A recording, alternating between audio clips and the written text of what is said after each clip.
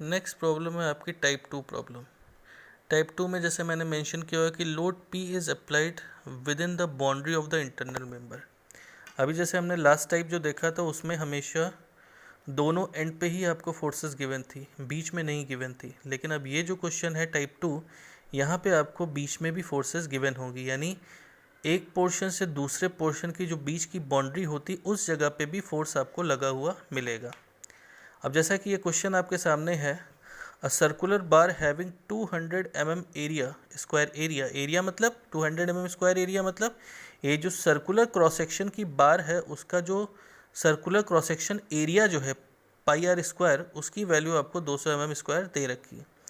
Is subjected to the axial load. Axial load मतलब ये जो वेरियस लोड्स जो लगे हैं एक्सिस के अलोंग, इसकी रोटेशनल एक्सिस के अलोंग, उसको कहते हैं हम लोग एक्सियल लोड। ठीक, find the value of P and the total elongation. आपको क्या निकालना है, ये जो इस बाउंड्री पे वन और फर्स्ट और सेकंड पोर्शन के बीच की जो बाउंड्री, यहाँ पे एक अननोन फोर्स लगा है P, तो उस P की वैल्यू को निकालना है और टोटल इलोंगेशन यानी इस पूरी बार के अंदर जितना भी इलोंगेशन हो रहा है या नेट डिफॉर्मेशन हो रहा है वो निकालना है।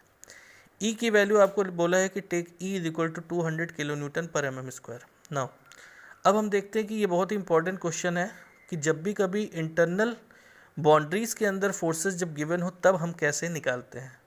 तो सबसे पहले तो हमें करना है कि इस P की वैल्यू को फाइंड करना है। तो जैसा कि आप देख रहे हो कि for equilibrium of the entire bar, तो पूरी बार को इक्विलिब्रियम होने के लिए जितनी भी लेफ्ट साइड की फोर्सेस है, this is equal to what, right side forces, और we say that net force is equal to zero, that is summation F X is equal to zero.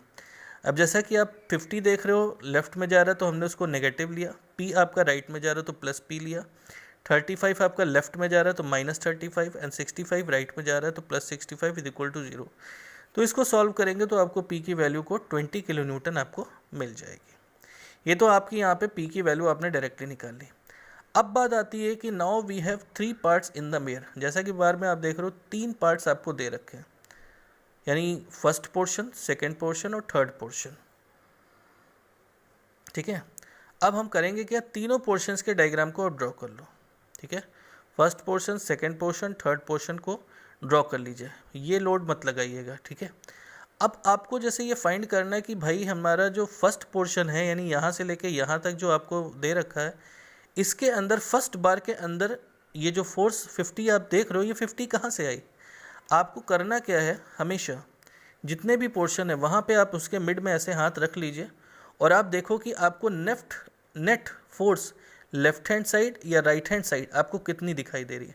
तो जब आपने बीच में हाथ रखा तो आपको इस पर क्या दिख रही है, 50 किलो न्यूटन टेंसाइल फोर्स आपको दिख रही है। तो आपको फर्स्ट बॉडी के अंदर यानी फर्स्ट पार्ट के अंदर 50 किलो न्यूटन का टेंसाइल।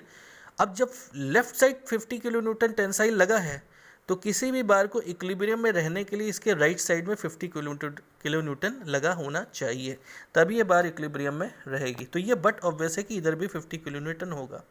सिमिलरली जब हम सेक्शन 2 की बात करेंगे, सेक्शन 2 मतलब मिडिल वाली बार की, तो मिडिल वाली बार में जब आप अगर हाँ ऐसे रखोगे तो अब जरा देखिए क्या आ रहा है, 50 किलो न्यूटन लेफ्ट आ रहा है और P क्या है, राइट साइड जा रहा है। P की वैल्यू हमने कितनी निकाली थी, 20, तो 50 माइनस 20 कितना हो जाएगा आप बताइए, 30 किलो न्यूटन।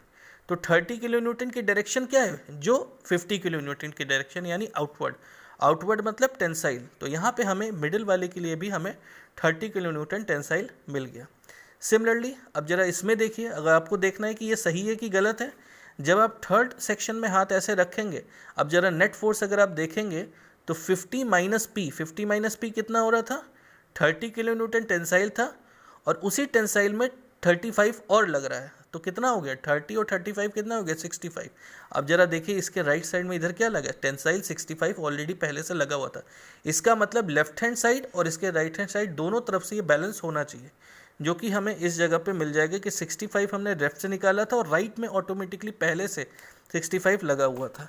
अब क्या करना है, जो भी आपने तीनों पोर्शन लिए हैं, क्योंकि तीनों पोर्शन आपके यूनिफॉर्म क्रॉस सेक्शन की बार है, तो यूनिफॉर्म क्रॉस सेक्शन के लिए PL/AE जो फार्मूला होता है वो कॉमन फार्मूला तीनों के लिए होता है।